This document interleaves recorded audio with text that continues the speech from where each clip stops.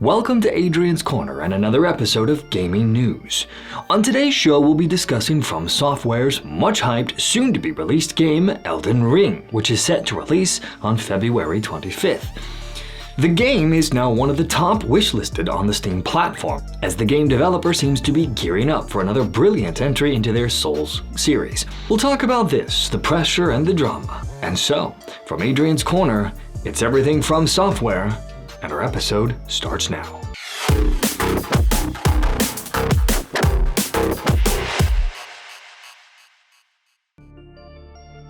So, Elden Ring, a new entry from the well-respected game developer FromSoftware, is a fantasy action RPG, where you get to rise and be guided by grace to brandish the power of the Elden Ring and become an Elden Lord in the lands between.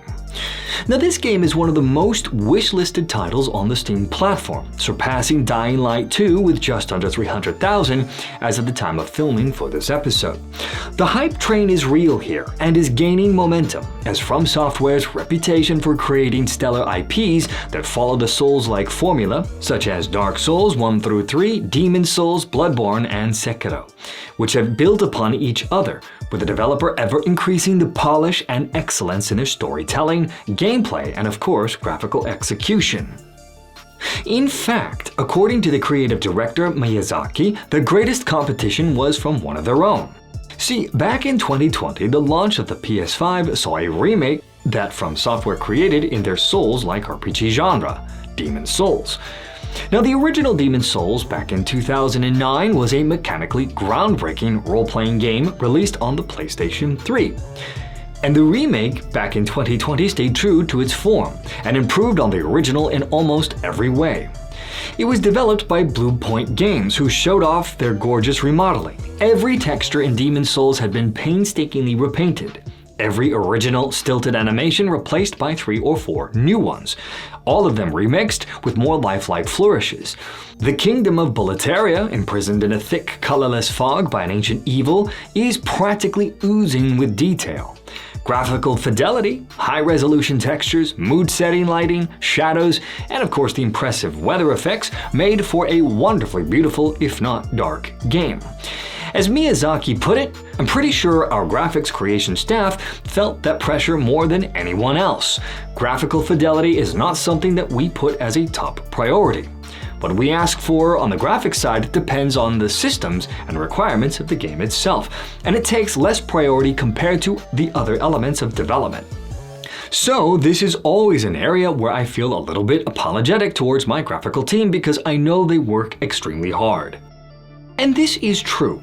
The Dark Souls game's charm, for example, is its dark fantasy worlds that are thick with meaning and feel weighty because of the rich lore and the TLC shown at almost every turn, even if the graphics are never truly cutting edge in any technical way. We can see this by taking a look at the classic Anor Londo. It's beautiful, and not for any technological marvel in graphics, but rather because of its concept and design. And this upcoming latest entry into the Souls genre from FromSoftware will not break away from its roots, but rather build upon it. As Miyazaki said, Elden Ring will be a culmination of everything the developer has done in the Souls series, including Demon's Souls, Bloodborne, and Sekiro, up until now. In fact, he pointed out that Elden Ring would not have been possible without the culmination of experience, the know-how from development of previous titles, and, of course, our talented team that has grown throughout the development of those projects. It is safe to say that we could have only made Elden Ring now after all of that. Now, this isn't to say that there isn't some concern and/or caution from the gaming community that have played a bit of the game recently, as FromSoftware is taking the risky step of mixing up their tried and true Souls formula to introduce the ever-enticing, if not risky, open world into their game. For example, Wes Fenlon of PC Gamer wrote that while Elden Ring's freeform exploration is liberating, there sure is a lot of empty space. In fact, in his article, he talked about his concern over how well Elden Ring's legacy dungeons would complement the open world sprawl. Given how truly massive the open world in Elden Ring is looking to be, how many legacy dungeons could there possibly be? Will there be enough to feel like truly substantial chunks of the world, or will they just be small pit stops along the way? He also discussed that in his network test and within the limited space of open world that he was able to explore, Elden Ring never conjured that feeling for him of going on a journey, or of crossing immense distances and looking back with awe at how far he had traveled.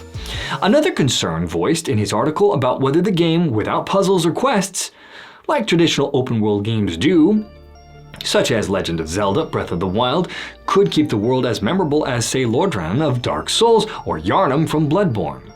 Especially since the developers' Souls-like games are really all about meaty, crunchy good combat and not much else, which means that inevitably there might very well be little to interact with in the open world, something Wes worries could be a problem.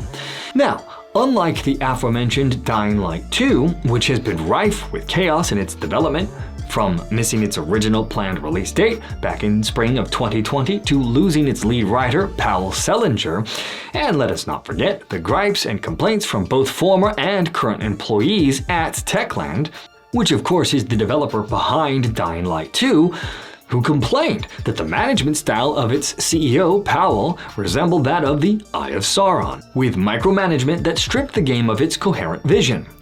Elden Ring, on the other hand, comes from a significant line of solid games from a developer that as of yet hasn't disappointed its fans. And so it would seem that Elden Ring still seems like a sure bet for those who are fans of the Souls genre. And besides, as reports have been coming in that the developer is gearing up to return to its Armored Core Mecha series, there is no telling if or when another entry like this from FromSoftware might come around again. And that, my friends, brings our episode to a close once more. As always, thank you so much for being with me here today. From Adrian's Corner, I am Adrian, and I'll see you all next time.